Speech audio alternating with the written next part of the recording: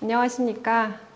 국립광주박물관 특별전 6인의 시선, 국립광주박물관 소장 명품 사진전을 기획한 학예연구사 김영희입니다. 온라인 프리뷰로 먼저 인사드리게 되었습니다. 이번 전시는 기존의 박물관 전시와는 조금 다른 시각을 여러분께 보여드립니다. 국립광주박물관 상설전시실에는 오랫동안 관람객 여러분을 만나온 많은 명품들이 있습니다. 모두 잘 아시는 중흥산성 쌍사자석 등, 또 화순대곡리 출토 팔주령, 신안해전문화재의 도자기들이 바로 그것인데요. 이것들은 모두 과거에는 최고의 장인들이 만든 예술품들이었습니다. 이 과거의 예술품들을 오늘날의 첨단을 걷는 예술가인 사진작가들이 만난다면 어떨까요? 이 전시는 이러한 궁금증에서 시작되었습니다. 전시에는 구본창, 김광섭, 김수강, 오상조, 이재용, 조성현 모두 6명의 사진작가가 참여하였습니다. 지금까지 모두 사물과 정물에 천착한 작품 활동을 하신 작가분들 중에 국립박물관과 외부 사진 전문가들로 구성된 선정위원회를 거쳐서 총 6분이 선정되었습니다. 촬영 대상 유물들은 국립광주박물관에서 추천한 30점의 유물들 가운데 관람객 투표를 거쳐 총 24점이 선정되었습니다. 작가분들은 직접 국립광주박물관을 방문해서 전시실, 수장고, 야외 등지에서 자유롭게 촬영을 진행하였습니다. 작가들의 시선을 통해 다시 본 유물들은 그동안 오랫동안 박물관의 유물을 마주해온 저로서도 미처 발견하지 못했던 새로운 아름다움으로 빛나고 있었습니다. 전시를 보시는 여러분께서도 대상이 된 유물의 아름다움뿐만 아니라 이 유물을 새로운 예술작품으로 탄생시킨 6분의 사진작가들의 시선에 함께 공감하여 주셨으면 좋겠습니다. 전시는 작가들마다 하나씩의 공간을 할애해서 모두 6개의 방으로 이루어져 있습니다. 각 작가들만의 독특한 분위기가 가득한 방들을 지금부터 하나씩 만나보시겠습니다. 구본창 작가는 1980년대부터 활동을 시작해서 한국의 예술사진을 세계적인 수준으로 이끌어 올린 인물로 평가받습니다. 그는 세월의 흔적과 깊이가 있는 사물을 대상으로 작업을 진행하여 왔는데요. 탈, 비누, 백자, 골드 등의 연작을 진행하고 있습니다.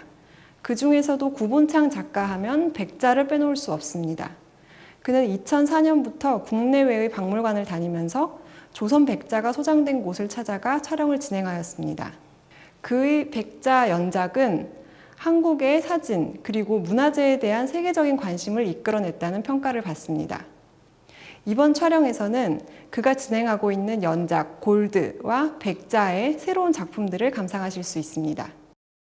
골드 시리즈의 새로운 작품으로 구본창 작가는 고흥 길두리 안동고분에서 출토된 금동관모를 촬영하였습니다. 무덤의 주인은 오세기경, 고흥 지방을 중심으로 집권했던 제지 세력의 지도자로 추정됩니다. 이 지도자의 무덤에 묻혀있던 금동관을 금빛과 투각을 살려 촬영하였습니다. 작가는 황금색의 배경지를 사용하고 투각을 통과하는 빛을 사용함으로써 금동관의 특징을 잘 살려냈습니다. 액자의 프레임까지 하나가 되어 보여주는 그의 골드 시리즈, 여기에서 감상하실 수 있습니다. 백자 연작의 일부로 작가는 한 점의 다랑아리를 2점으로 촬영한 작품을 선보입니다. 한 점은 빛을 전면에서 받아 밝은 보름달처럼 빛납니다. 그러나 간접 조명을 사용해서 윤곽선과 그림자가 아주 부드럽게 표현되어 있습니다. 마치 빛나는 보름달과도 같은 모습입니다. 다른 한 점은 빛을 뒤쪽에서 받고 있어서 전면에 그림자가 진 모습입니다. 마치 달의 뒷면과도 같은 모습입니다. 2점은 각기 놓고 보아도 아주 훌륭한 작품들이지만 함께 배치하였을 때 그 감동이 더욱 더해집니다. 이 다랑아리 작품에서 재미있는 점은 작가가 다랑아리의 윗면과 아랫면을 이어붙인 흠을 직시하고 있다는 점입니다. 보통 이러한 흠은 박물관 도록용 사진에서는 전면으로 나오지 않습니다. 그러나 작가의 작품에서는 자연스럽게 하나로 녹아들어 있습니다. 김광섭 작가는 1993년 문화재 사진계에 입문하여 현재까지 국공립박물관과 연구소를 비롯한 문화재 관련 기관에서 대표적으로 활동하고 있는 문화재 사진작가입니다. 그는 유물의 재질과 성격, 크기에 맞는 섬세한 연출을 통하여 도록 촬영을 전문적으로 행하고 있습니다. 이번 촬영에서는 그가 지금까지 해온 작업과는 달리 작가적인 시점에 의거해서 광주박물관의 유물을 촬영하였습니다. 김광섭 작가의 작품들은 모두 왼쪽과 오른쪽 약간 시점이 다른 2점의 사진이 이어져 있는 구성으로 이루어져 있습니다. 함께 보시면 왼쪽의 사진은 작가만의 시점으로 보이고 오른쪽의 사진은 박물관에서 현재 보는 시점으로도 보입니다. 한편으로는 왼쪽은 이 유물이 과거에 가지고 있었던 어떤 신성성, 제의적인 성격, 의식적인 부분을 보여주는 것 같기도 하고요. 오른쪽은 현재 박물관 조명 아래서 보는 날것의 이미지를 그대로 보여주는 것 같기도 합니다. 박물관의 유물들은 사실은 오래전에 특정 목적과 맥락을 가지고 만들어졌고 사용되어 왔습니다. 그것이 오늘날에는 박물관 진열장 안에서 그 맥락들이 지워진 채 보여지고 있습니다. 작가는 처음 이 유물이 탄생했던 시기, 그리고 그것이 사용되고 예배됐던 순간들로 되돌아가 보자고 말하고 있습니다. 청동거울이 장인의 손에서 만들어졌던 때나 불상이 불단 위에서 예배 대상으로 위험 있게 존재했던 순간들을 작가의 작품을 감상하면서 한 번씩 떠올려 보시기 바랍니다. 김수광 작가는 주변의 사물들을 고요하게 바라보는 시선으로 작업을 진행해 왔습니다. 그의 작업의 대상이 되는 것들은 수건, 의자, 신문 뭉치 같은 주변의 평범한 사물들입니다. 김수광 작가의 고요한 시선은 그가 사용하고 있는 기법인 건프린트라는 기법과 결합하여 그만의 독특한 작품을 만들어냅니다. 작가가 사용하는 기법은 우선 디지털 촬영을 통해서 원본 데이터를 만듭니다. 이 데이터를 가지고 필름을 제작한 후에 이 필름을 아라비아 고무액과 중크롬산 암모늄을 배합한 용액으로 현상, 인화하는 작업을 직접 행합니다. 이를 통해서 완성작을 만들어내는데요. 그 과정이 아주 길기 때문에 작가는 그 과정을 통해서 이 대상을 천천히 아주 오랫동안 응시하면서 자신만의 시각을 덧입히게 됩니다. 작가는 기존 작업에서는 촬영한 대상물에 현상과 인화 작업을 거치면서 색을 임의로 더하거나 빼는 작업을 통해서 본인만의 시각을 보여주었습니다. 그런데 이번 촬영에서는 연필 소묘와 같은 모노톤으로 작업을 했는데요. 작가의 말에 따르면 이번에 촬영한 대상물들을 오랫동안 응시하면 응시할수록 더 이상 작가가 개입하면 안 된다는 느낌을 받았다고 합니다. 그것이 박물관 유물이 가진 어떤 아우라가 아닐까라고 작가는 말하고 있습니다.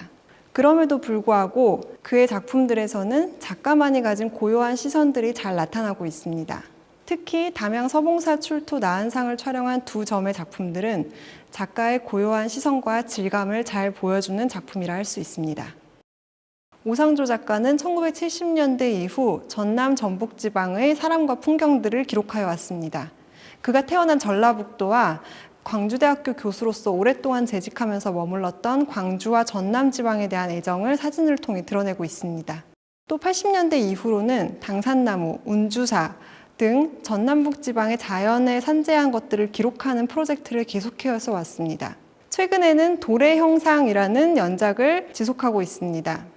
그가 대상물로 하는 돌은 자연물이 아닌 사람의 손을 탄 것들입니다. 돌담, 석탑, 석불, 석비 등 사람의 손을 타고 흔적을 가지고 있고 시간을 스스로 지니고 있는 것들입니다. 그것의 일환으로 이번 촬영에서도 석조문화재를 대상으로 해서 임했습니다. 그는 자연광 아래에서 느린 속도로 대상물을 바라봅니다. 이런 그의 시각은 그가 사용하는 대형 구시 카메라와 흑백 필름, 그리고 손으로 하는 현상과 인화 작업까지 모두 연결됩니다. 그는 작업실에서 젤라틴 실버 프린트 방식을 사용하여 직접 현상과 인화를 함으로써 작품을 탄생시킵니다. 이처럼 아날로그 방식의 촬영과 현상, 인화를 고집하는 것은 그가 천착해온 대상물과도 어울립니다. 그는 오랫동안 사람과 시간의 흔적이 깃든 대상물들을 고집해왔습니다. 빠른 속도의 디지털 장비도 훌륭하지만 그의 시각을 더 잘 드러내주는 것은 이러한 아날로그 방식이라고 생각되기 때문입니다. 이재용 작가는 기억의 시선이라는 주제로 대상물이 가진 시간성에 주목한 작업을 주로 해왔습니다. 그의 작품의 대상이 되는 것들은 고궁이라던가 정미소 같은 건물들, 또 청자, 불상 같은 유물들입니다. 이것들은 주로 오랜 세월을 견디고 살아남은 것들 혹은 시간의 흐름에 따라 달라지는 모습을 보이는 것들입니다. 작가는 오랫동안 청자에 대해서 주목해 왔습니다. 청자가 시간의 흐름에 따라서 색이 가지는 표현의 변화 자체가 굉장히 다양하다는 점에 주목하였습니다. 이 점은 박물관 학예사인 저로서는 굉장히 재미있는 지적이었습니다. 청자는 고려시대에 400여 년 동안 만들어지면서 시대에 따라서 그 표면의 색깔이 계속해서 변해가는 모습을 보입니다. 그처럼 청자 자체가 가지고 있는 시간성뿐만 아니라 청자라는 것이 시간을 지나오면서 점차 변화하는 모습을 보이는 것까지 작가는 주목하고 있다는 점입니다. 이런 대상물에 대한 인식을 작가는 독특한 촬영 기법을 통해서 드러내고 있습니다. 작가의 사진들은 테두리가 흔들리거나 약간 흐릿한 모습을 보입니다. 이것은 대상물을 1시간여가 넘게 관찰하면서 100장에서 200장에 가까운 촬영을 통해서 각기 조금씩 각도를 달리한 수백 장의 사진들을 결합하여 중첩하여 만들어내는 것입니다.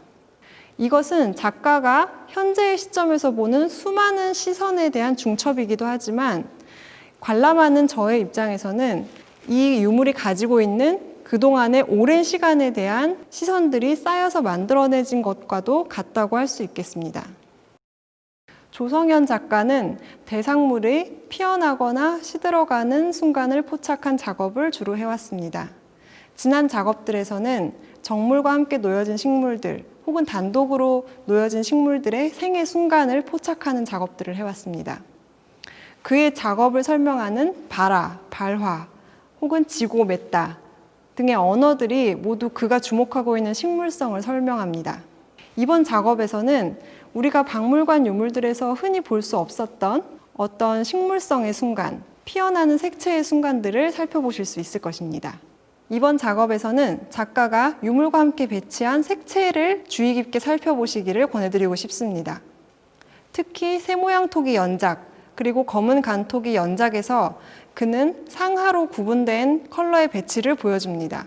상하로 구분된 컬러의 배치 한가운데에는 유물이 놓여져 있습니다.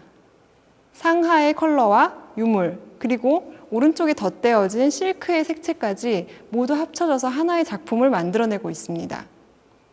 이러한 색채는 우리가 지금까지 주목하지 못했던 유물 자체가 가지고 있는 컬러의 생동감을 보여주는 것입니다. 작가가 보여주는 화려한 색채와 식물성의 순간들은 팔주령 작품에서 더욱 뚜렷하게 드러납니다.